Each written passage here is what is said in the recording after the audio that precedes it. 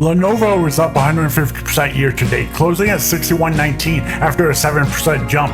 With an 86-cent cash dividend coming next week, we audited the full year FSR. Here's what the chart shows. Lenovo has surged on strong commercial PC demand and expanding AI infrastructure deals, including new partnerships in Saudi Arabia. Last quarter's revenue hit $20.45 billion, with $340 million in net earnings. Wall Street analysts currently hold a target of $67.20, just 10% above today's price.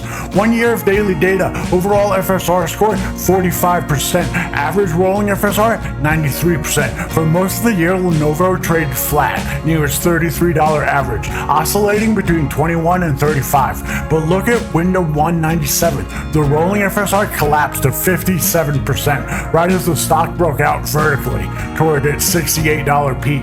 An overall FSR score of 45% on a stock that gained 140% in a year tells you this wasn't a steady linear climb. It was a sharp structural transition from a low volatility base into a parabolic breakout. The rolling FSR dip, window 197, flagged that structural break right as the rally accelerated. With the stock trading well above its $33 yearly average and approaching analyst price targets, the rolling FSR has stabilized back above 90%, near $61. The question now is whether Lenovo can sustain this elevated structure ahead of its August Ex-Dividend Date. Full tool at predictability-api.com. Link is in the description. Thanks for stopping by. We'll catch you in the next one.